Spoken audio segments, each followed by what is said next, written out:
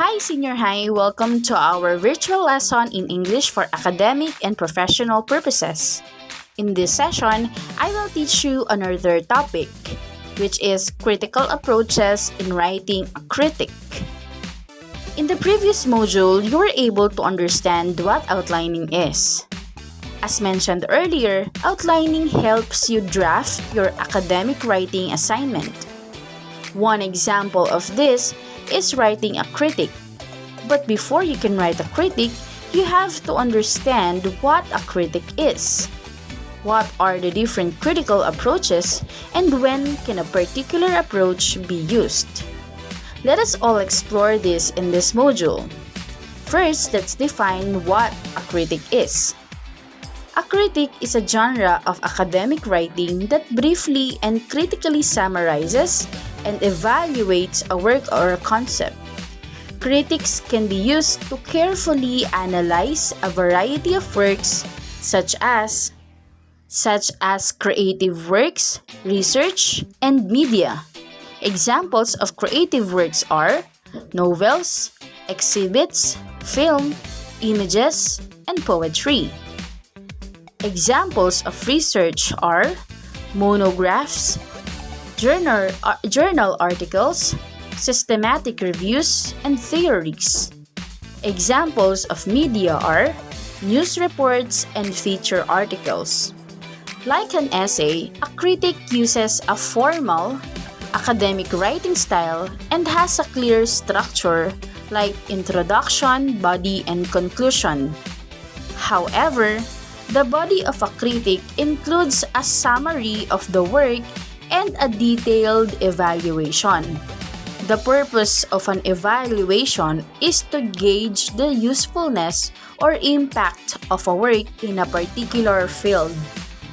In short, a critic is a discussion, evaluation, and interpretation of a certain work, especially in the literary field. Critiquing is not merely finding faults, but improving a certain work, and helps us understand the connection of each structure. These are the critical approaches in writing a critic. First, we have the Formalist Criticism. Next, we have the Reader Response Criticism. Third, we have the Feminist Criticism. And we also have the Marxist Criticism. Aside from these, there are other approaches that can be considered. However, we will just focus on the most commonly used critical approaches in this session. There are various ways on how you can analyze and critique a certain work. You can critique a work based on its technical aspects, its approach to gender, your reaction as an audience, or through its portrayal of class struggle and social structure. The first critical approach in writing a critic is Formalist Criticism. Formalist Criticism is also known as Formalism. It claims that literary works contain intrinsic properties and treats each work as a distinct work of art. In short, it posits that the key to understanding a text is through text itself. The historical context, the author, or any other external context are not necessary in interpreting the meaning. In this approach, you can criticize the work based on the elements of the text, how the characters, the setting, the plot, and the point of view are presented in the literary work. In the same manner, with the elements of an artwork such as the line, shape, form, and the space. Let's have an example of formalist criticism by using the story A Rose for Emily by William Faulkner. Here is an example of formal criticism. The characters are well presented as the author described each of them. Miss Emily as a respected woman, well-known, charming, interesting, introvert and stubborn. Homer Baron as an interesting, easygoing, popular, and charming man. Tobe, the servant, who is quite silent, mysterious, and loyal to Miss Emily, and the ladies who like making gossip and are always curious about Miss Emily. The first and third person points of view are used by the narrator as evident in the usage of the pronoun we and Miss Emily.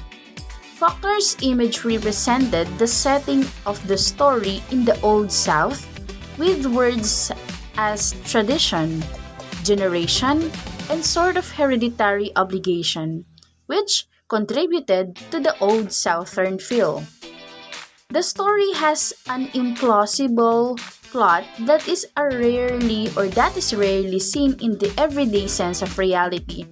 The story started with the death of Miss Emily, followed by the introduction of the conflict, the death of Miss Emily's father, and the reason why she chose to hide herself.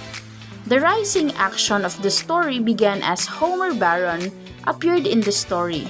The entrance of Miss Emily's cousin in her room on the second day of her death and found a skeleton with a long gray hair. The escape of Tobe, Miss Emily's servant, that no one knew and saw where he had gone completed the climax, the falling action, and the ending of the story. As you can see from the given example, it discusses how the author presented the characters, the setting, the plot, and point of view of the story arose for Emily. That is the focus of formalist criticism. Another example of critical approach in writing a critic is the so-called reader-response criticism. This approach of criticism is concerned with the reviewer's reaction as an audience of a literary work. This approach claims that the reader's role cannot be separated from the understanding of the work. A text does not have meaning until the reader reads and interprets it.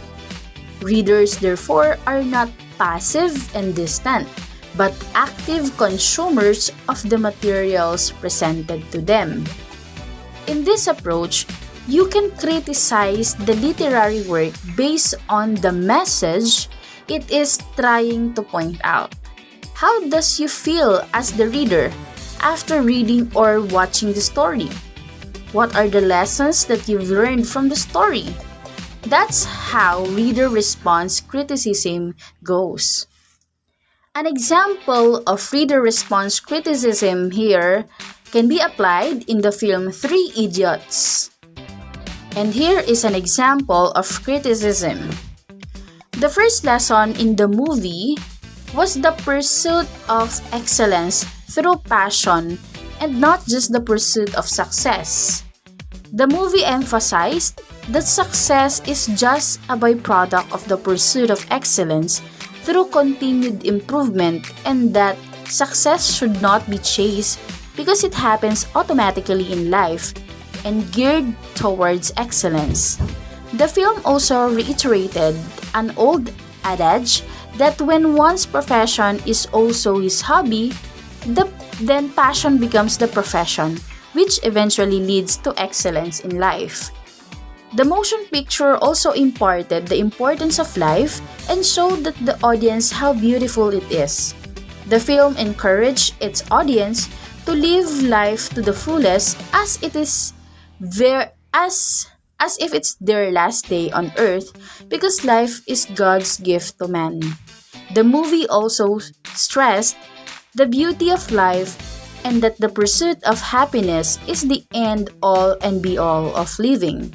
Furthermore, the importance of making a difference to the lives of others is also highlighted in the film. The Three Idiots film also gave emphasis on the importance of hard work and the danger of living a mediocre life.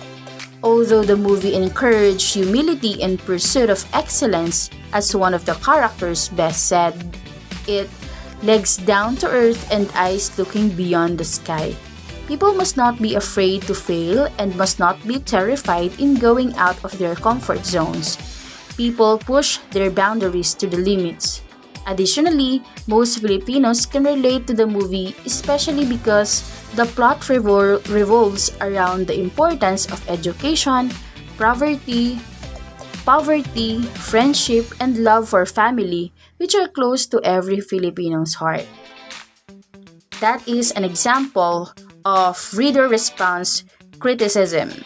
The example gave emphasis on the lessons learned from the Three Idiots film, which are the pursuit of excellence through passion, the pursuit of success, the importance of life and its beauty, and the significance of hard work, as well as the danger of living in a mediocre life. So basically, this sample critic is based on the reader's response. So this example critic is based on how the reader views or perceives the film itself. He has shared his ideas about what he had learned from watching the Three Idiots film. So that's how reader response criticism goes.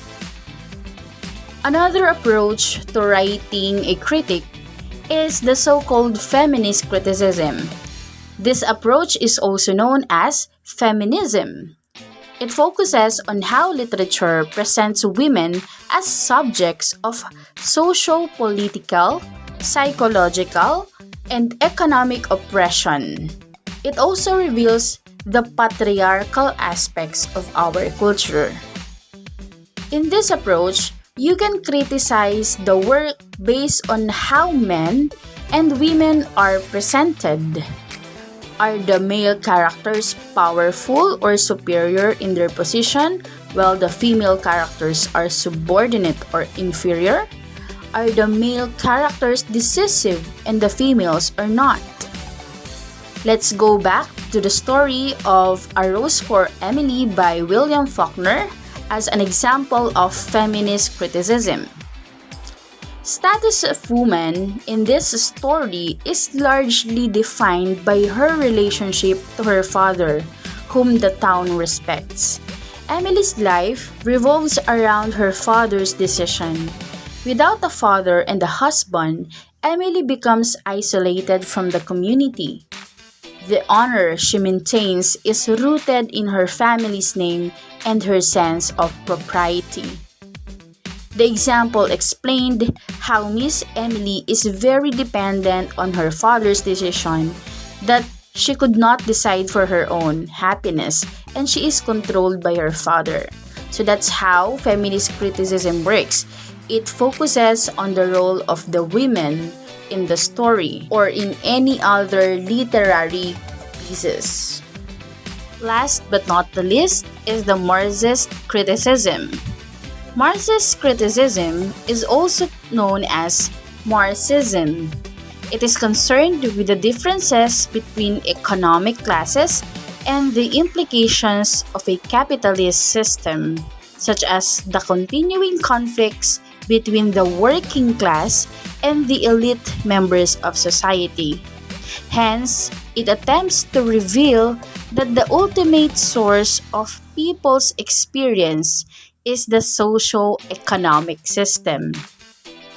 In this approach, you can criticize the art of literary work based on how the socio-economic system are presented and the effects of class, power relations, and social roles. Here is an example of Marxist criticism by using the story A Rose for Emily by William Faulkner. And it says here, in the beginning of the story, Emily Grierson is an outlier to the general population of her town. Her life is much better than the townspeople because she comes from a wealthy family with a higher income than the rest, until the death of her father happened. Miss Emily shuts herself from society throughout the story. Despite that, the townspeople still keep tabs on her as if they were her fans because she is held higher than the average middle-class townspeople. This shows how powerful people are in the upper class as they are put on a pedestal, which shows the difference between the higher and the lower class. The story also shows how the people in the upper class make their best attempt to keep their personal life private and away from the general knowledge of the population. Like what Miss Emily did, she stayed at home day by day, not seen by anyone unless she was out with Homer. She wanted separation from the community. She wanted to keep her personal life from the people that she locked herself in one of the rooms in their gigantic house. The three examples of criticism. This example explained the socio-economic ideologies which are presented in the attitudes and behavior of Miss Emily, who belongs to the upper class, and the townspeople from the lower class. And that's how Marxist criticism. It revolves around the idea of how the socio-economic status of the characters or the people from the story affect the meaning of the text. If you would notice, we use three examples of criticism using the story A Rose for Emily by William Faulkner. This means that a certain literary art or literary piece can be criticized using all the approaches that can be applied to it. Like in the sample story, it was criticized using three approaches: formalism, feminism, and Marxism.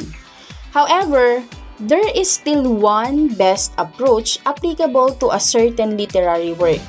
For example, if you were to critique an artwork, you can use the formalist and reader response approach, but the more suitable approach would be formalist criticism if you were to criticize its structure. Likewise, in criticizing a film, a story, or a song, either formalist or reader response may be used.